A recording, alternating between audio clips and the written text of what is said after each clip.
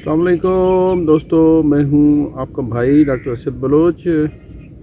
Wheat की बातें अब होनी हैं चूँकि ये हमारी फूड सिक्योरिटी भी है। आजकल जो है कपास का जैसा भी था, सैड था, ट्रेजिक था या जो भी था, उसका तो एंड हो गया। तो यकीनी बात है हमने उनसे भी बहुत सारी चीज़ें लर्न की होंगी। दोस्तों, वीट बहुत ही सिंपल है, मैं हमेशा आपसे कहा करता हूँ। तो आप लोग एक बहुत सिंपल सी कहावत भी है कि हर चीज़ की ज़्यादती जो है नुकसानदेह होती है। क्योंकि इंग्लिश की कहावत है, कहते हैं कि excess of everything is bad. तो ज़्यादती चाहे वो किसी भी हवाले से हो, हमारे लिए हो, फसलों के लिए हो, वो पानी की हो, खुराक की हो, केमिकल्स की हो या जो भी हो, वो ज़्यादती होती है। बंदा ज़्यादा खा के जो है उसकी उम्र घटती है, बट अगर कम खाए तो उसकी सेहत जो है इतनी ख़राब नहीं होती। चलें बात करते हैं जो है हमारी वीट क्रॉप के लिए जो न्यूट्रिशन का प्लान है, जो उसकी खुराक का प्लान है।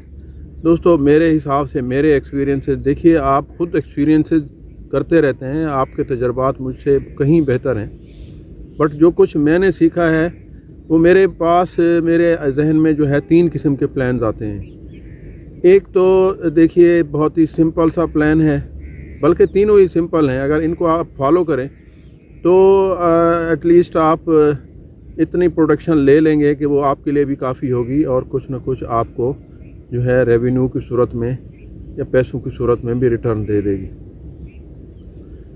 तो इसमें देखिए, अगर आपने पहले से काटन लगाई हुई थी अपनी खेत में, तो पहली बात तो ये है कि उनको छिट्टियों को बिल्कुल ही ना काटें, खेत के अंदर ही रोटावेट कर दें। क्योंकि अगर उसमें रोटावेट कर देंगे तो आपकी जो फास्फोरस की मैक्सिमम जो आपकी नीड है वो आपके लिए पूरी हो जाएगी। अगर ऐसा आप नहीं कर सकते तो उनको कम से कम थोड़ी सी नीचे से कुछ 1.5 फीट या 1 फीट तक जो है छिट्टियों को छोड़ दें। ऊपर से बेशक काट दें, तो जो बाकी 1 फुट आप छोड़ेंगे उसको रोटावेट कर दें। फिर भी जो फास्फोरस है बहुत हद तक उसकी कमी पूरी हो जाएगी। आप देख रहे हैं कि मार्केट में उसकी बहुत ज़्यादा प्राइस है, जो कि हम अफोर्ड नहीं कर सकते। इनफैक्ट हर खाद की ही प्राइस बहुत ज़्यादा है।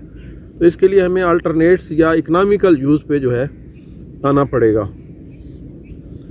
अच्छा, दूसरी सूरत ये है कि आपकी जो है जो आपके खेत में जिसमें आप गंदम लगाना चाह रहे हैं, तो उसमें कोई भी कपास नहीं थी, वो कोई और उसमें क्रॉप थी, कोई चारा था या व्हाट्सएवर जो भी था।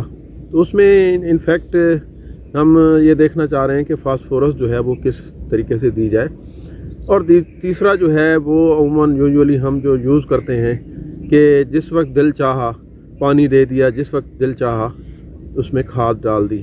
तो देखिए, पहले तरीके में अगर आपने छिट्टियाँ जो हैं उसमें रोटावेट कर दी हैं, तो बेहतरीन किस्म का ऑप्शन हमारे पास ये है कि आप सो करें, उसके बाद 20-21 दिन के बाद सिंपली उसमें कोई चीज़ नीचे आपने DAP नहीं डालनी, कोई नाइट्रोजन नहीं डालनी। 20-21 दिन, 22 दिन या जो भी आपकी इरिगेशन की नीड जब होगी, उस टाइम पे आप जो नाइट्रोफास है, तो नाइट्रोफास की 1 बोरी जो है वो उसमें डाल दें। और उसके साथ याद रहे कि पोटाश बहुत इम्पॉर्टेंट है। पोटाश की इम्पॉर्टेंस जो है हमारी जो आखिर में यील्ड आती है उस पर भी है, हमारी डिजीज़ जो आती हैं उन पे भी इसका लिंक है, जो हमारी फसल गिर जाती है उससे भी इसका लिंक है, और ओवरऑल जो मतलब एक हेल्थ है, हमारी लुक है, उस पर भी इसका इफ़ेक्ट है। लेकिन ये अर्ली चाहिए दोस्तों, लेट स्टेज पे इसको कोई जो है इसका फ़ायदा नहीं है। ज़्यादा से ज़्यादा जो है आप फर्स्ट इरिगेशन पे इसको यूज़ कर दें, और जो मैक्सिमम जितना आप यूज़ करना चाहते हैं वो सारी ही पोटाश जो है वो दे दें। तो आपने एक नाइट्रोफास डालनी है। इसमें होगा ये कि आपको नाइट्रोजन भी मिल जाएगी, फास्फोरस भी मिल जाएगी, और पोटाश भी आपने डाल दी उसमें।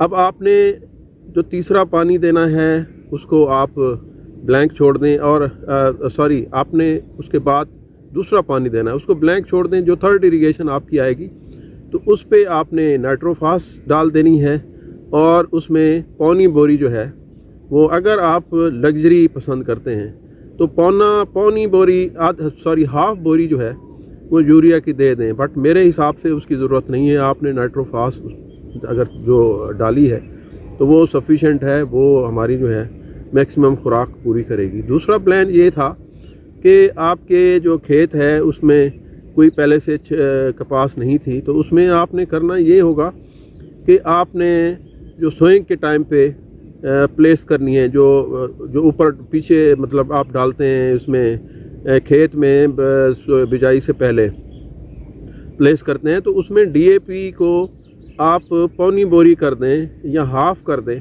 क्योंकि प्राइस के हिसाब से ये अनइकोनॉमिकल है इतना आप ज़्यादा उसमें डालें।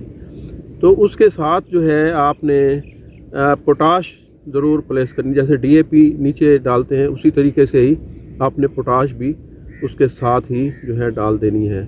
अब इसके बाद 20-21-22 दिन के बाद जो भी आपकी इरिगेशन का प्लान है उसके साथ आपने हाफ बोरी जो है नाइट्रोजन की यूरिया की डाल देनी है, और इसी तरीके से जो आपकी सेकंड इरिगेशन है उसको वेकेंट छोड़ना है, खाली छोड़ना है। जो थर्ड इरिगेशन है उस पर जाके आपने नाइट्रोजन को जो रिमेनिंग हाफ आधी बोरी थी उसको आपने पूरा कर देना है।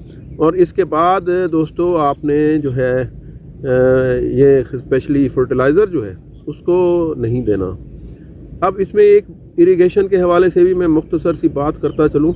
इरिगेशन देखिए कुछ स्टेजेस ऐसी हैं क्रिटिकल हैं जिस पे पानी जो है देना बनता नहीं है, जिससे जो खुराक है पौधे की जो उसकी बढ़ोतरी है या उसका जो एक नॉर्मल एक्टिविटी है वो सफ़र होती है। एक तो है दोस्तों जब टिलरिंग हो रही होती है, जब कोहरा पड़ता है उस टाइम पे बहुत ही चिल चाहिए होता है वीट को।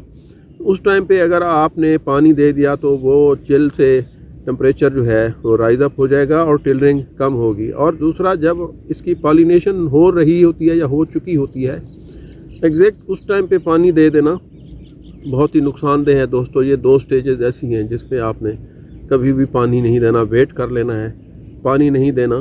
तो और हाँ ये भी याद रहे दोस्तों कि कोई भी ऐसा लिक्विड फर्टिलाइज़र हो या जैसा भी फर्टिलाइज़र हो ऐसा मौजूद नहीं है जिसके डालने से ये जो रस्ट है ये ना आए। ये आपको इस पे भी मुहतात रहना है कि आपको मार्केट में बहुत सारी, मैं हमेशा कहता हूँ नीली पीली जो है बोतलें आपको मिलेंगी, तो उनकी कतई ज़रूरत नहीं है, तो उनको इस्तेमाल मत कीजिए। एक प्रॉपर तरीका है, जड़ों से खुराक लेता है पौधा, तो कोशिश कीजिए कि उसको जड़ों से दें और बाकी बातों में ना आए कि ये जी एरियल स्प्रे करेंगे तो आपको ये होगा वो होगा फलां होगा, बीमारी नहीं आएगी। बिल्कुल एग्जैक्टली कोई ऐसा जो है केमिकल मौजूद नहीं है मार्केट में जिसके इस्तेमाल करने से आपकी फसल में जो है बीमारी ना आए या जो है उसकी न्यूट्रिशन पूरी हो, माँ सिवाय रूट्स के। बहुत शुक्रिया दोस्तों, फिर हाज़िर होऊंगा मैं किसी और टॉपिक के साथ। खुश रहिए, मुझे भी दुआओं में याद रखिए। खुदा हाफिज़ दोस्तों।